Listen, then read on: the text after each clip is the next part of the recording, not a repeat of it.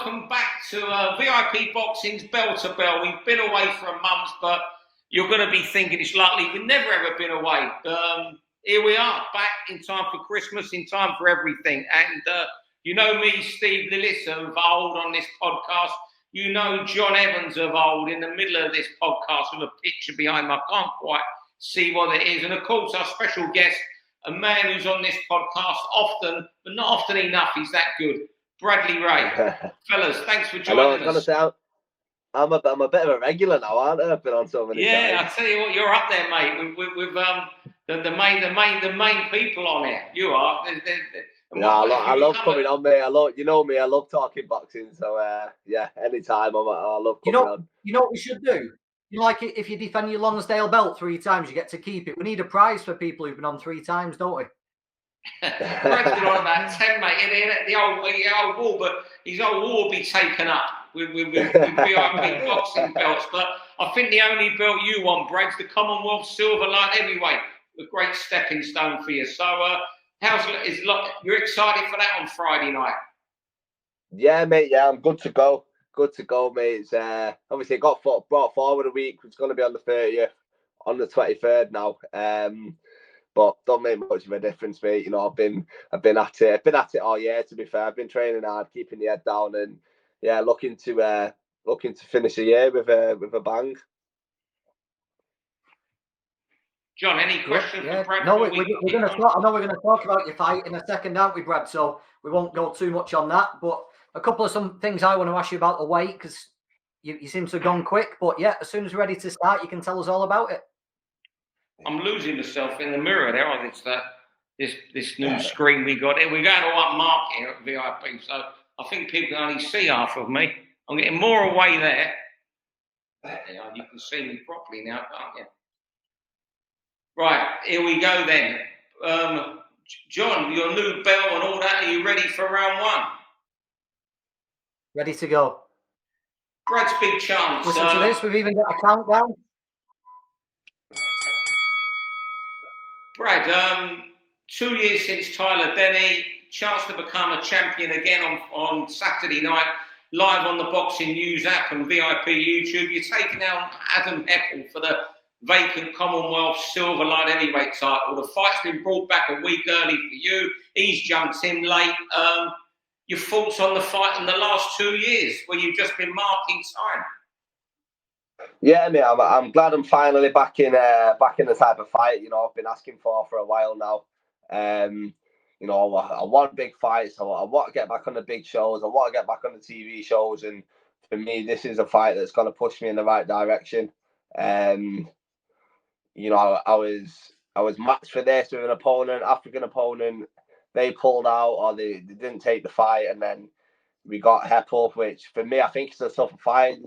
It's a good fight. Heppel's game, you know, had a good fight with Reece Farnell for the I think it was for the English or an eliminator for the English.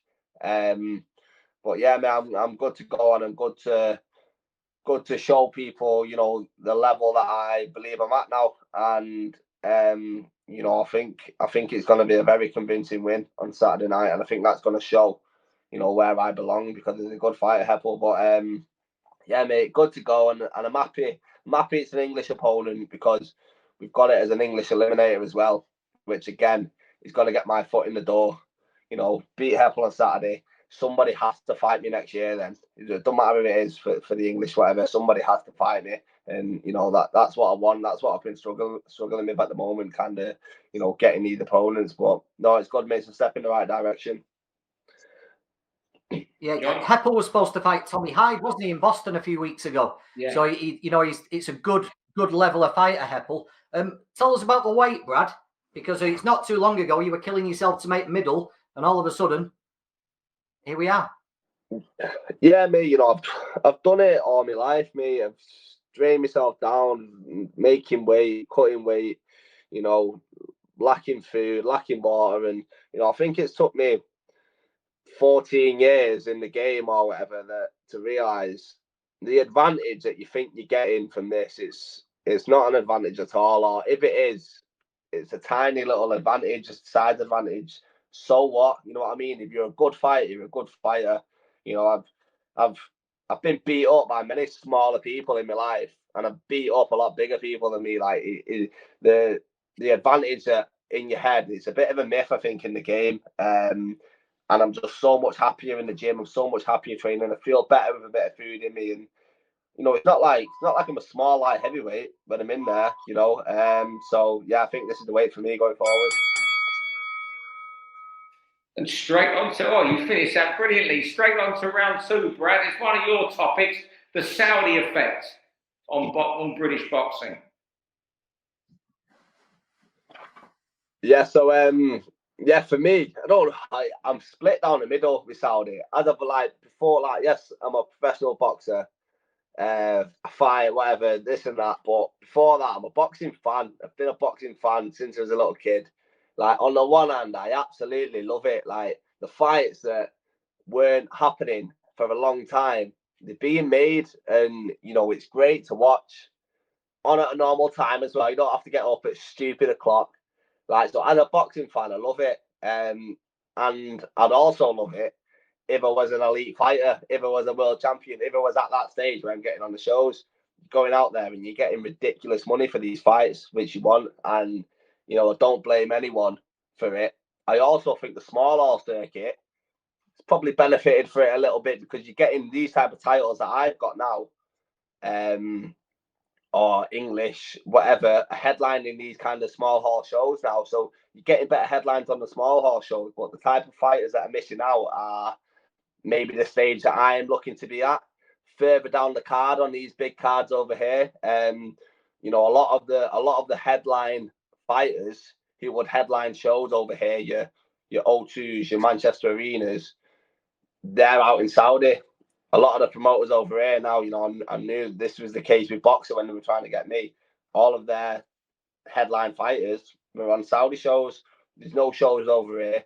The type of fighters in my position are missing out. And, I just think, in the long run, is it gonna have an effect on kind of producing these fighters, because they're not as active, or, they can't get in fights, the type of fights that they want to.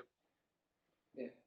To me, good fighters aren't getting signed up by the major promoters. There only seems to be Frank Warren making signings at the moment. Eddie don't seem to be making too many for Matchroom. Boxer don't seem to be in the signing business. So it's great, all this money going around, and I'm all for it, obviously. But there's going to be good fighters left behind, and that could be detrimental to their careers, because they're just going to be marking time, and it's hard on small hall shows for them because the budget isn't there to get in fighters. Since I've been working on the matchmaking, and maybe your last few fights, Brad, it's so hard to get fighters in for the budget. Someone like you, it was almost impossible to match. So I think you could see really good fighters drift away from boxing.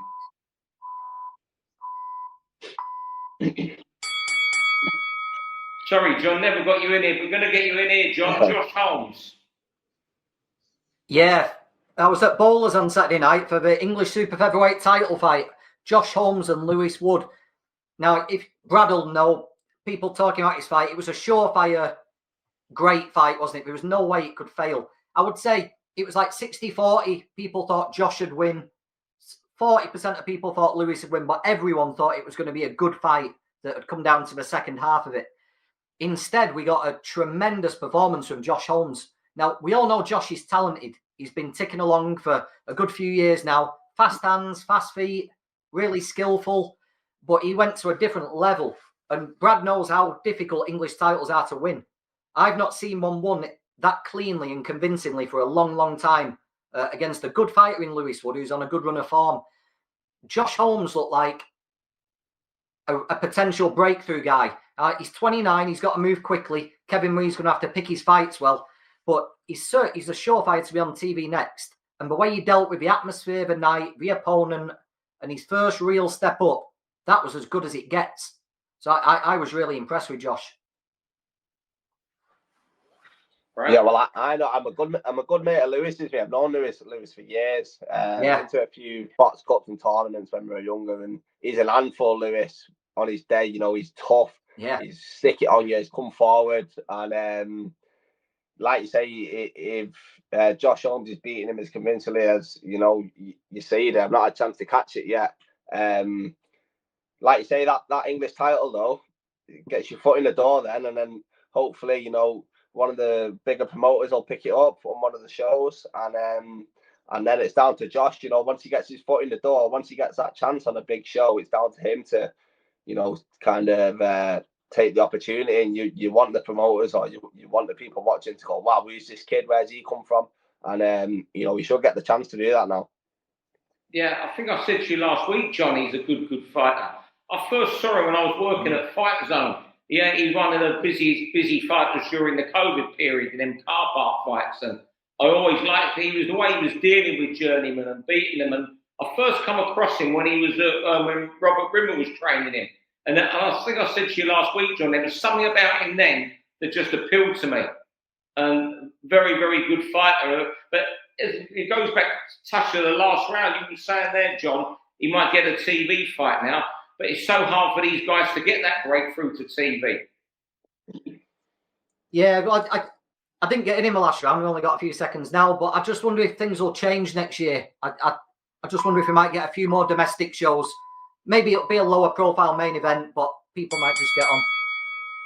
We falls nicely on to round 4, John. The TV blackout I was going to discuss. But when I say blackout, we're still getting boxing on TV, but it's how streaming's taking over. Our own VIP show this Saturday that Brad headlines is on the Boxing News app. There seems more and more acts coming up, and people just aren't dependent on TV. Legacy media, mainstream media just doesn't seem to have the impact that it once did. And streaming is the way forward. You look at the Zone, the content that's on there now, the number of shows there. I think last Friday night they had 2 shows on live, one about 5 o'clock, one about 8 o'clock. And I'm wondering, is TV becoming the be-all and end-all of boxing that we looked at it for years? You go back to the 90s when I was, covering boxing in America. It was all about it had to be on American TV. And now streaming's taking over more and more and giving exposure to young fighters. Do you worry, Brad, about TV now as much?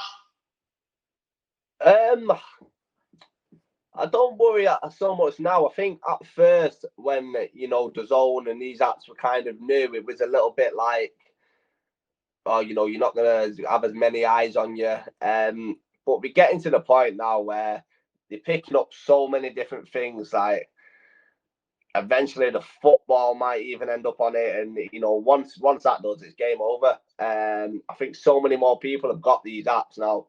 Like, just in everyday life, and not just watching boxing. I can't remember the last time I sat down after training or whatever to watch TV and put like a TV channel on. I'll go straight to an app, whether it's Netflix or Amazon or whatever.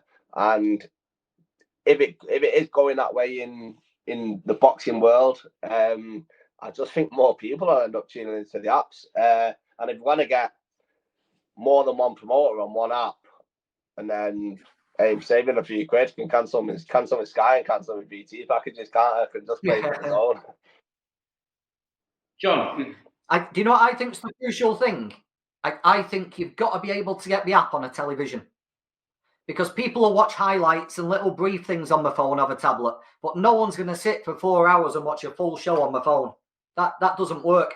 So if you can get the app on your television, I think it'll work. I mean, look how many people watch Netflix with Jake Paul and Mike Tyson at weekend. Was it not something like 65 million people? Yeah. But you can't get most apps on fail. I do think you have to. Yeah, that's the important thing. You have to be able to access it on the TV. I know some you can, some you can't, some are mobile only. If you can get these fights on TV, it can't fail. Is your bars and your pubs as well. Like, if you can't get it, on out there, I think people will struggle. Round 5 now. One of Brad's rounds, Oppenheimer against Ramirez, the Cruiser Bruisers. Are they going to meet, Brad? Yeah, so I love Oppenheimer. I think he's probably my favourite fighter at the moment, favourite active. I love watching him. He's absolutely class. And, when he beat Bradis again, I was just like, none of these cruiserweights are going to be able to give him any trouble. But I thought Bradis was the best of the bunch. And then I watched Zerdo against Bill Smith weekend, and he impressed me, to be fair. He looked very, very good.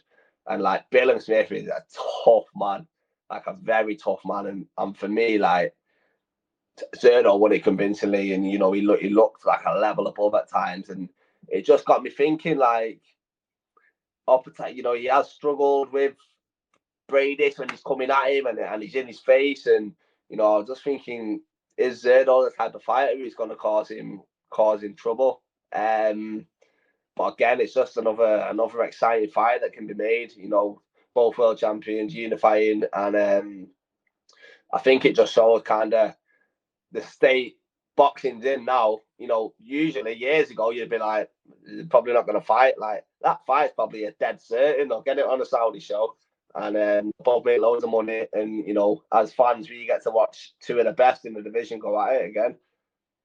That would be a great one for. Is he with Matchroom Oppenheimer, isn't it? Yeah. Matchroom against Golden Boy, Oppenheimer Ramirez. They're we're talking the 5v5. Yeah, before Eddie and Oscar have a 4-2-minute round fight, them two can get in the ring. Then Oppenheimer Ramirez can get in before the main event between Eddie and Oscar. Over to you, John. Yeah, I love it. I love it. I love Oppenheimer like you, Brad. I like the way he carries himself. I like the way he talks. I like when you're speaking to him, you're intimidated because he's waiting to pull you up on the slightest mistake. Oppenheimer will be on you. So I love him to bits. But I thought Ramirez looked really, really good. Maybe, you know, we've seen Bill Smith in with Masternak and that, and, you know, maybe we all overlooked how easy he can be to hit. But Ramirez still took for shots from a full-blown cruiserweight. Never looked remotely troubled. He was fit. He was strong. He looked like he was punching hard. And I want to see somebody hunt down Oppenheimer. And Ramirez is the man to do it, isn't he? What a fight. Yeah, definitely. Like you said. Go on, Steve. Sorry. Go on, no, I'm just saying, you carry on, Brett. People want to hear you, not me. Yeah, no, I was just going to say that the style that he's got, you know, that Mexican style in your face, I don't know if that's the type of style to cause Oppenheimer trouble. No. 6th and final round. John, you want to talk Harlem Eubank and all the 140-pounders that are causing a storm in Britain? Yeah, Harlem Eubank fights this weekend, Channel 5. He's up at welterweight, but come on. We all know the big money fights are down at light welterweight, aren't they? And Harlem's been out the ring for a year through no fault of his own. Maybe they're just using this to get himself back in the swing of things. And if a big fight at 140 appears, Harlem will be back down at 140, I think. But what a division. Reel them off with Jack Catterall, Josh Taylor, Dalton Smith, Adam Azim, Jack Rafferty, Harlem Eubank. You can just keep going and going and going. And I wonder is this Britain's strongest division in terms of depth? Heavyweight might give it a run, but heavyweight's a unique thing, isn't it? I think in terms of depth and talent, this one might be the best. There's so many fights, and I think it's coming to a boiling point and like a choking point where we are actually going to start seeing some of these fights. Here's O'Leary, another one I forget. Here's. Yeah, I was going to say it is getting to that point where the fighters who have been at elite level and the prospects, you know, they're all merging into one now and they can all fight each other. Yeah. And I think that's, it's an exciting time for the division. It's stacked. Just trying to think here, at the top of my head, who the number one is for me. And it's are we taking Taylor and Catterall out and putting them in the class? Yeah, well, I think Catterall, he's the number one in it. For me, Dalton's heading in that trajectory definitely is you know, looking good, but he's gonna get to the point now where he's in these big fights. And you know, I think we're gonna, any unanswered questions, we're gonna get the answer to him, and I think he's gonna show us how good he really is. But Azim's tasty. He's an handful for anyone. Yeah. So it's exciting times. You know what? I'm a massive Dalton fan. John will tell you that from day one. I'll go Dalton when you take Josh and Jack out of it. But you know what? There's also guys bubbling under the division. You know, I wouldn't sleep on Corey O'Regan, Ethan Brown, Kane Gardner is like the man who's. I hope he gets his chance soon. I'm hearing he might. there's guys bubbling under. A couple of kids you should be. You say Corey O'Regan, Ethan Brown, good fighters that are coming up. Yeah, it's tremendous. It really is. One thing that worries me about Dalton is injuries, and Dalton's only going to be in big fights now, isn't he? He's not going to tick over 3-4 times a year. Dalton will probably have 1 or 2 fights a year in big ones, judging by the way his career's going. But on skill wise, I'd put Dalton domestically number 1. Yeah. Well, it's all right, John. We heard the bell the first time, John Evans. We heard it. Well, I'll tell you what, we flew through that in 20 minutes or so. That was good value, good fun. The new look bell to bell. I'm not sure how we're going to look on camera, but Darren, we've got this magical producer now who does magic, Brad. So he's going to sort all this out. It'll look great. Brad, before you go, let me ask you, what's going to be your treat on Saturday night, or is it the usual holiday the next day? Not the next day. I'm having a week, and then I've got a weekend in there. I've got to wait until after Conor Walker's fight because we're all going to Belfast the weekend after. So a load of us. The usual lot, the Trouble, Conor, Danny Wright, Rob Taylor. Yeah, we're all off for a weekend in Belfast, and then I get back and I'm off chasing the Northern Lights in Norway with the missus. Nice quiet one after that. So get the wind on Saturday night and then relaxing. I saw that little mob at one of your Liverpool fights, mate, and they were more raucous than any of your fans cheering you on, especially Conor, mate. He's unbelievable. It was almost like he wanted to be in the ring with you. Oh, mate, you should see that when I watch him. When he comes to watches me, though, like, usually I'm all right. Like, I don't have wars like me. That Crocker fight, me. I mean, like, and like it's covering my eyes, mate. I can't keep it. It makes me. It's worse than when I'm fighting. So I hate watching him fight. But I've got to do it all over again in a few weeks when they fight in Ritson. So I tell you what, John's face there when you said it was a weekend in Dublin, in Belfast, and watch him fight. What was you thinking? A weekend in Belfast with Conor Walker. Oh no, it's a big one. I'm just hoping for Johnny boys. They can't come. I'm there, of course I'm there. Don't ask silly questions. Fellas, well, I'll tell you what, thanks Brad for joining us. Thanks as always, John. Thanks everyone for watching and listening. Leave your comments. Tell us what you like, what you don't like. We're all big boys here. Got a bit of thick skin besides round our bellies. But thanks very much everyone for watching, and we'll see you all next week with another guest. For all boxing info, news and latest interviews, amateur and pro, across the north, click and subscribe. VIP Boxing Promotions. Also Twitter, Instagram and Facebook.